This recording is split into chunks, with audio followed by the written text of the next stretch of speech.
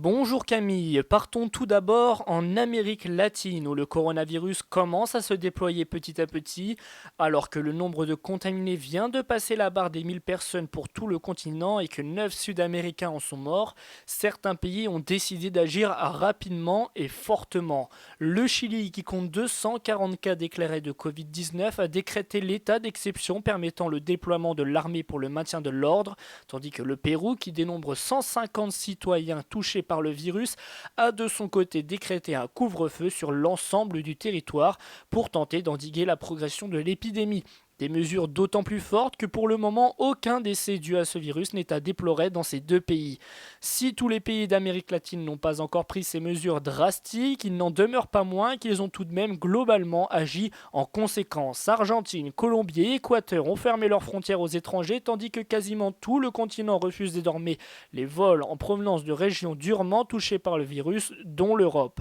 Des mesures qui impactent donc fortement le tourisme et l'économie de ces pays parfois encore instables. Pour le moment, seul Cuba semble faire figure d'exception en continuant d'accueillir de nombreux touristes, même européens. En Amérique du Nord, la situation est bien plus préoccupante. Face à cette crise sans précédent, les États-Unis et le Canada ont décidé de fermer leurs 9000 km de frontières communes qui constituent la plus grande frontière terrestre du monde. Plus rien ne passera à l'exception du commerce. Désormais, le Canada n'acceptera plus aucun ressortissant étranger. Nous avons réussi à joindre Clotilde Jupon, étudiante à l'Université de Lille en échange international cette année à l'Université de Montréal, qui fait pour nous un point sur la situation. Je m'appelle Clotilde et je suis en échange universitaire à Montréal au Canada pour 2 semestres. J'étudie l'économie à l'UQAM et je suis censée rentrer le 18 mai en France. Mais je vais peut-être devoir revoir un petit peu mes plans parce que jeudi dernier, le 13 mars, le Premier ministre du Québec a annoncé la fermeture des universités, des centres sportifs et des centres culturels. Ce qui signifie que jusqu'au 27 mars, pour l'instant, je n'ai plus de cours physiques. Les professeurs sont en train de s'organiser pour essayer de nous donner des cours à distance, mais pour l'instant, je n'ai des nouvelles que de 3 de mes 6 professeurs. Donc il y a beaucoup d'incertitudes, notamment sur la possibilité de mener les partiels en avril comme prévu, parce qu'on ne sait pas si la période de 2 semaines de confinement universitaire va être prolongée. D'autant plus que hier, j'ai reçu un mail de l'Université de Lille me conviant très fortement à rentrer le plus rapidement possible en France, prendre mes billets pour quitter le Canada, car les compagnies aériennes ont annoncé qu'elles allaient supprimer en fait les liaisons Canada-France très prochainement et jusqu'au 30 avril. Donc concrètement, soit je rentre de suite et dans la précipitation, soit j'attends mai et en espérant que ce ne soit pas plus tard que mai. Et quelles sont les solutions proposées par l'Université de Lille? L'Université de Lille, ce qu'elle nous propose, c'est soit de rentrer, de se faire rembourser notre billet dans quelques mois quand tout sera revenu à la normale et de valider notre année totale sur la base uniquement de notre premier semestre. Sinon, on a aussi le choix de rester, même si c'est pas du tout ce qui nous est conseillé. Et dans ce cas, on doit signer une décharge de responsabilité vis-à-vis de l'Université de Lille. Est-ce que tu as pris une décision quant à ta situation? Pour l'instant, je suis toujours à Montréal et je prévois de rester dans les conditions actuelles, puisque en dépit de tout ce qu'on peut voir sur les réseaux sociaux, les médias, etc., les conditions à Montréal sont vraiment bien meilleures qu'en France. On n'a pas de confinement total, même si les gens le font assez naturellement. Par exemple, dans la rue, j'ai remarqué que tout le monde a tendance à respecter une distance. Les gens sortent moins. Même dans les magasins, en fait, il y a vraiment beaucoup moins de monde. On a connu quelques pénuries, mais là, ça s'est vraiment calmé. Les magasins qui sont pas essentiels commencent à fermer petit à petit par solidarité pour éviter la propagation du virus. La seule vraie différence que j'ai remarquée, c'est au niveau du transport, parce qu'ici, on peut continuer à se balader sans autorisation comme on le souhaite. Bien sûr, on nous a conseillé de limiter les déplacements et les contacts, mais les transports sont toujours ouverts. Et la vraie différence, c'est qu'ils sont nettoyés beaucoup plus qu'avant, c'est-à-dire que les barres de métro ou de bus n'étaient nettoyées que toutes les 5 ou 6 semaines avant la pandémie, et maintenant c'est beaucoup plus régulièrement. Est-ce que, même à 5500 km de la France, tu prends conscience de la gravité de la situation? C'est vrai que quand on sort du virtuel, on s'aperçoit pas vraiment à Montréal qu'il y a cette pandémie. On comprend pas bien pourquoi on nous demande de rentrer alors qu'il y a beaucoup plus de cas en France.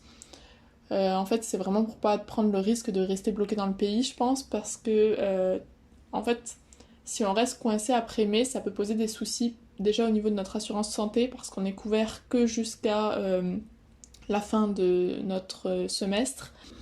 C'est également difficile de quitter du jour au lendemain, faire ses valises, de rendre son logement, etc.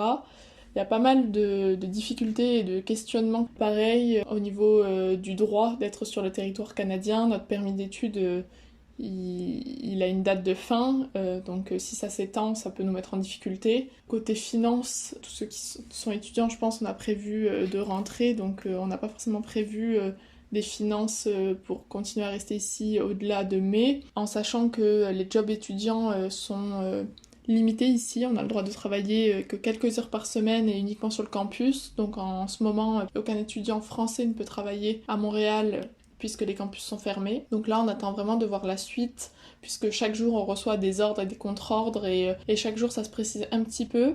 La seule chose qui est agréable dans ce moment-là, c'est de voir qu'on est vraiment soutenu par l'Université de Montréal. C'est-à-dire que chaque jour, ils viennent nous donner des nouvelles par mail. Ils viennent faire des lives avec nous pour répondre à nos questions.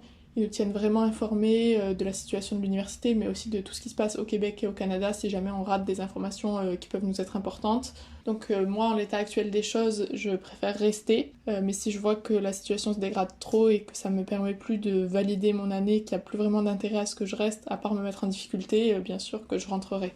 Merci beaucoup Clotilde pour ton témoignage en espérant que la situation se règle rapidement de ton côté également. Vous l'aurez compris, les Canadiens se préparent eux aussi à vivre des semaines voire des mois compliqués. De l'autre côté de la frontière, les Américains commencent à être durement touchés par l'épidémie. Le seuil des 4000 contaminés a été franchi dernièrement et les décès se font de plus en plus nombreux au même rythme qu'en Europe. L'administration Trump a ainsi décidé d'agir un peu plus rapidement que les pays européens en limitant les rassemblements à 10 personnes, en instaurant des couvre-feux, en fermant les écoles, etc.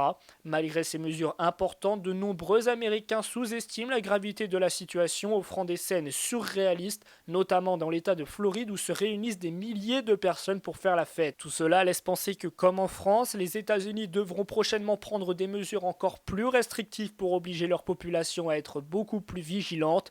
La Californie, plus grand État américain, a pris les devants en étant le premier à imposer un confinement à sa population. Le coronavirus fait des victimes humaines, mais pas que. La célèbre bourse de New York à Wall Street va devoir fermer ses portes. Les traders devront faire du télétravail pour essayer de sauver la bourse américaine qui s'effondre depuis des jours. Enfin, en Amérique du Sud, la Copa América, championnat continental de football, est reportée à l'été 2021 et la réforme constitutionnelle tant attendue au Chili voit elle aussi son lancement décalé de plusieurs mois.